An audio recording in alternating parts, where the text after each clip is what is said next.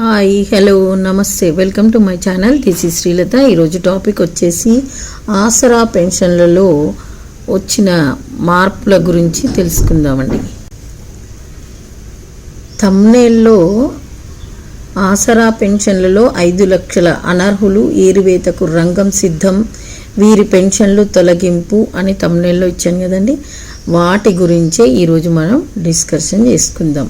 ఇంకా డిసెంబర్ నెలది, జనవరి నెలది ఎందుకు పడట్లేదు, పెన్షన్ ఎందుకు రావట్లేదు, కొంతమందికి వస్తుంది కొంతమందికి రావట్లేదు, అసలు విషయం ఏంటి ఒక్కసారి వీడియోలో పరిశీలిద్దాం.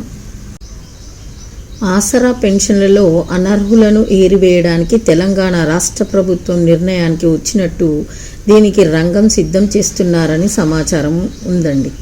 4 రోజుల క్రితం కార్డ్ రిపోర్టు తెలంగాణ ప్రభుత్వానికి అందించడం జరిగింది. కార్డ్ అంటే కంట్రోలర్ ఆఫ్ ఆడిటర్ జనరల్ నివేదిక అందింది. ఈ నివేదికలో చాలామంది అనర్హులు ఆసరా పెన్షన్లు పొందుతున్నట్లు, దాదాపు 1175 కోట్లు అక్రమ మార్గంలో చెల్లింపులు జరిగినట్లు కార్డ్ రిపోర్ట్లో వెల్లడించడం జరిగింది. CPI floor leader Kunamneni Sambasivarao గారు అసెంబ్లీలో ముఖ్యమంత్రి గారికి ఒక సూచన చేయడం జరిగింది. ఇక్కడ సంక్షేమ పథకాలు అర్హులకే అందాలి, కానీ అనర్హులు లబ్ధి పొందినప్పుడు వారిని తొలగించవలసిన అవసరం ఉందని, అదేవిధంగా వారికి చెల్లించిన మొత్తాన్ని రికవరీ చేయవలసిన అవసరం కూడా ఉందని ఆయన ముఖ్యమంత్రికి విజ్ఞప్తి చేశారు. కార్డ్ రిపోర్ట్ ప్రకారం దాదాపు 2,02,000 మంది అనర్హులుగా గుర్తించారు.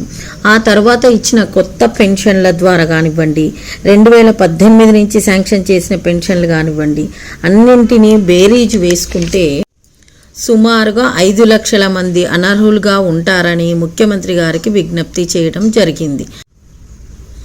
ఈ 5 లక్షల మందిని గుర్తించి ఏరివేసినట్లయితే ప్రభుత్వానికి కోట్ల రూపాయలు మిగులుబాటు అవుతుందని, అర్హులైన వారందరికీ ఈ సంక్షేమ పథకాలు పెంచి ఇవ్వవచ్చని ఆయన సూచన చేశారు.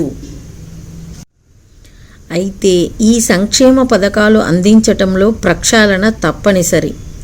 ప్రక్షాళన చేసి పాత పెన్షన్లను ప్రక్షాళన చేసి అనర్హులను గుర్తించి ఏరివేసే ప్రయత్నంలో ఉన్నట్లు ఉన్నతాధికారుల నుండి సమాచారం ఉందండి.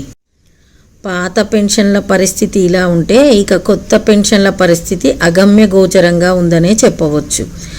పాత పెన్షన్లు ఇవ్వటానికే ప్రభుత్వం దగ్గర బడ్జెట్ లేనందున కొన్ని జిల్లాలకు ఆపి మరికొన్ని జిల్లాల వారికి పెన్షన్లు ఇవ్వటం జరుగుతూ ఉంది. నెలకు 1,200 కోట్ల భారం అవుతుందని, పాత పెన్షన్దారులలో అనర్హులను గుర్తించి ఏరివేసే ఆలోచనలో ప్రభుత్వం ఉందని సమాచారం ఉందండి.